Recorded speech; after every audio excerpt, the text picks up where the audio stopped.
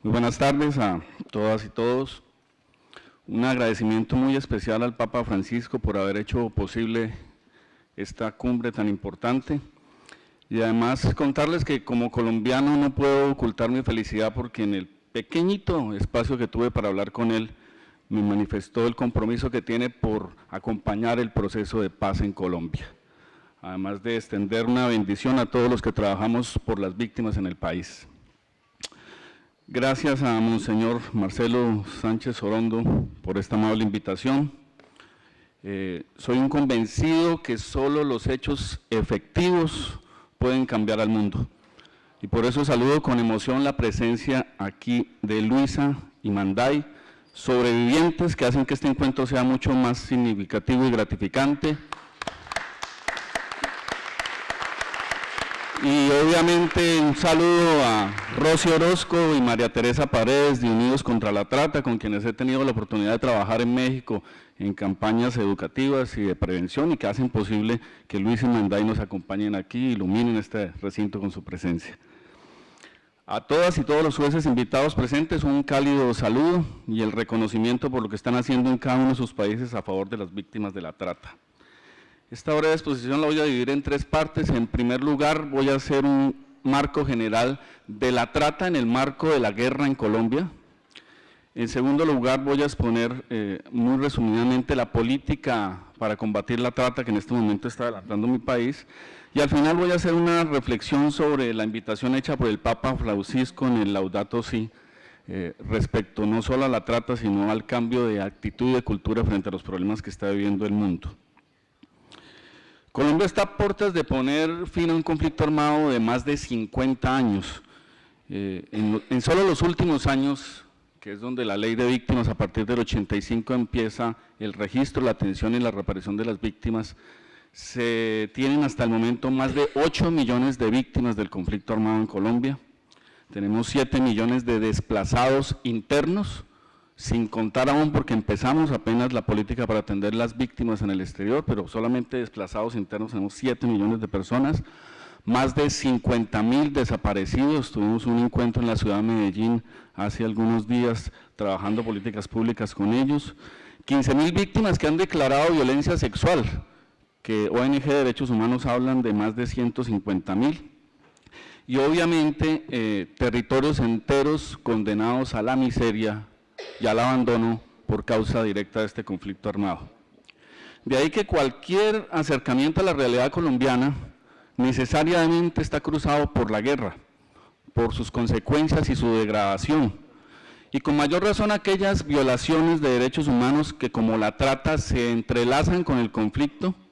pero a la vez se invisibilizan y se potencia y se diversifica estas prácticas aberrantes en medio de esta guerra. Una guerra tan extendida como la colombiana genera situaciones de degradación inimaginables en otros contextos, que se convierten incluso en parte ilegítima de las acciones bélicas. En este contexto, las conductas de mercantilización y explotación del ser humano se confunden con el conflicto armado hasta desaparecer por el pragmatismo de la guerra, lo cual invisibiliza la trata de personas y la hace más difícil de combatir, por el caos que causa la violencia generalizada y el temor paralizante en que se encuentra gran parte de la población colombiana, en donde hoy aún están los grupos armados. De ahí que se requiere en el marco de esta guerra una mirada particular del fenómeno de la trata en el marco de la violencia en Colombia. La trata de personas en medio de este conflicto alcanza niveles de violación a los derechos humanos mucho mayores que en situaciones de ausencia de guerra, y los casos son tan aberrantes que es difícil de marcar si estamos hablando de trata de seres humanos contra seres humanos, o si aquí estamos hablando de bestias sin control, sin límites y un grado de descomposición absoluto.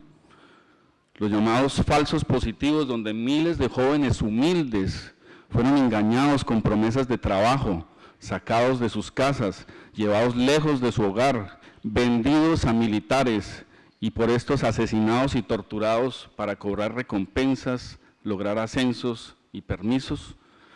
pues son muestra de la brutalidad en la que ha llegado la guerra y cómo estos casos de trata se combinan brutalmente en nuestro país. Recientemente, antes de viajar, se salió a la luz pública el caso del Colegio Nuestra Señora del Rosario, en un corregimiento de un municipio llamado Charalá, en Santander, donde por cerca de 3 años los paramilitares abusaron sexualmente de niñas entre los 10 y los 14 años, que eran escogidas en reinados organizados por los mismos jefes paramilitares en compañía de la rectora del colegio, y de donde escogían a sus víctimas y las utilizaban como damas de compañía. Los niños a su vez también eran obligados a participar en crímenes en el marco del conflicto armado. Casos como estos hoy hacen parte del paisaje de la guerra y no se les mira desde la óptica de la trata, como debería ser. El conflicto armado ha generado millones de víctimas, donde la gran mayoría no solo han sufrido la pérdida de familiares, víctimas de minas que hoy no tienen piernas, y no solo el dolor físico y psicológico, sino que la guerra los arrancó de su contexto, obligándolos a huir a las ciudades y perdiendo sus lazos económicos, comunitarios, sociales, por lo cual personas que vivían en una clase media rural, que tenían una tierra, que tenían un modus vivendi, de la noche a la mañana pasaron a vivir en la miseria en contextos totalmente extraños. Y por eso esto hace de las víctimas del conflicto las más vulnerables dentro de las vulnerables, para a su vez ser revictimizadas por los tratantes que las utilizan en sus redes de prostitución, trabajo forzado, esclavitud, entre otras. Esto hace que la guerra sea un círculo vicioso donde siempre es el conflicto armado el hilo conductor de la desgracia de nuestras víctimas. La guerra además ha dejado cientos de miles de hogares destrozados. La mayoría de homicidios son contra hombres, las desapariciones en su gran mayoría son contra hombres, y cuando el conflicto armado destruye los hogares, los hombres huyen y quienes quedan a cargo de las familias con los niños pequeños, con los ancianos y con las personas en condición de discapacidad son nuestras mujeres víctimas. Estas mujeres víctimas tienen que huir con estas familias, sostenerlas, y son lastimosamente estas mujeres víctimas las que hoy están siendo la presa preferida de las redes de tratantes que se aprovechan de su angustia y vulnerabilidad. Tratantes que además, en esa lógica que les contaba de que se entrelaza la guerra con la trata, pues tienen relaciones muy cercanas con actores de la guerra, llámese guerrillas, paramilitares y desgraciadamente, tengo que decirlo, también miembros de la fuerza pública. Los señores de la guerra además son quienes manejan los negocios de explotación de seres humanos, al igual que los negocios que típicamente financian la guerra, como el narcotráfico, el secuestro extorsivo. A esto se suma la trata de personas. Se reclutan seres humanos en el marco del conflicto para labores propias del combate, mensajeros, guardias, combatientes, o para esclavizarlos sexual o servilmente. Además, la trata de personas está generando una invisibilización en medio del conflicto, que es lo que les venía contando que causa esta guerra, tanto que hoy estamos en unas conversaciones de paz, que son la única forma de poner fin estructuralmente al problema de trata. La paz en Colombia es una necesidad inmediata para parar todas estas violaciones de derechos humanos que estamos viendo, pero en el marco del conflicto estamos en este momento negociando el apoyo para destrabar las redes de narcotráfico, destrabar delitos como el secuestro, y muy seguramente y pronto vamos a tener un proceso de paz que colabore también para desestructurar las redes de tratantes. En el contexto o mientras escribían estas líneas, la policía colombiana puso sus ojos sobre el clan Usuga, una temible banda paramilitar, y hoy está judicializando a varios de sus cabecillas por la explotación sexual de niñas y mujeres en gran parte de Colombia.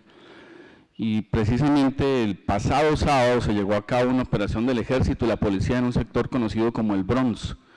Un poco para ubicarlos, en la ciudad de Bogotá, queda a 5 cuadras del Palacio de Nariño y a 4 de la Catedral. En esta zona se encontraron armas de todo tipo, pistolas, ametralladoras, granadas, expendios de droga, personas secuestradas, y lo más aberrante, 200 niños y niñas que estaban siendo explotados sexualmente fueron rescatados de esta zona del Bronx. Como les decía, el problema de la trata se mezcla y se complejiza con el conflicto armado, al punto que fueron muy conocidos los procesos de los paramilitares en los cuales volvieron a las mujeres de los territorios botines de guerra, y en este momento abordar el proceso de paz, la desmovilización, las políticas de colaboración en la justicia y todo lo que estamos haciendo en el proceso de paz desde una perspectiva de la trata va a ayudarnos mucho a combatir este flagelo, además por la complejidad que genera en el marco de que muchos guerrilleros fueron reclutados cuando eran niños, o sea, fueron víctimas de trata y ahora son victimarios que tenemos que desmovilizar. Entonces, la complejidad del problema, lo inmenso de esto es de dimensiones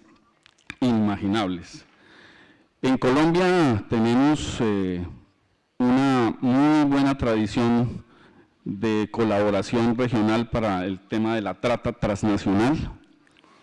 Los registros están un poco limitados en tanto dependen de las denuncias penales, las cuales son muy pocas, pero la OIM ha estimado recientemente que al año puede haber 70.000 víctimas de trata en el país. Colombia obviamente está dando una lucha frontal, hemos empezado después de hacer una lucha del fenómeno de trata transnacional, empezado a ver el fenómeno a nivel interno. En este sentido, el Ministerio del Interior y con los nuevos mandatarios que están electos han empezado una serie de prácticas para atacar esta trata interna en medio del conflicto, por eso la necesidad de acabar con esta guerra, porque mientras tanto es muy complejo lo que toca hacer. Tenemos unos buenos mecanismos legales. En el año 2003 se aprueba la Ley 800, que adopta la Convención de las Naciones Unidas contra la Delincuencia Organizada Internacional y obviamente el protocolo. Y en el año 2005 la Ley 985, que ya trae medidas específicas para la trata de personas y la norma para la atención y protección de las víctimas. Crea el Comité Interinstitucional de la lucha de trata contra las personas, descentraliza esta política, entonces ya tenemos comités a nivel departamental, a nivel municipal, que es donde se sientan las autoridades para precisamente planear las medidas de prevención, atención y control del delito de trata en cada uno de los departamentos de Colombia. Y esta ley exige programas de asistencia inmediata que estamos recientemente aplicando,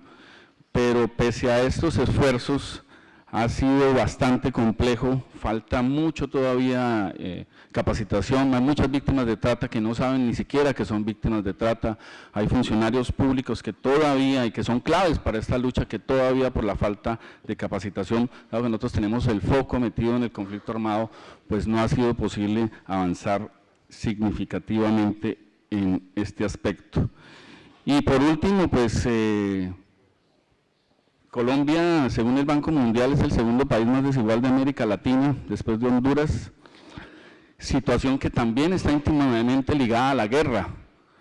Solamente en concentración de tierra tenemos que el 77,6% de la tierra está en manos de solo el 13% de la población. Y se habla que el 60% de la tierra productiva está en manos del 1% de la población. Y esto ha sido a causa del conflicto. Quienes se han apoderado de la tierra en Colombia lo hicieron aprovechándose del conflicto armado. No gratis, en los últimos años nomás tenemos el conteo de las 6 millones de hectáreas que se robaron a los campesinos colombianos y obviamente eso hizo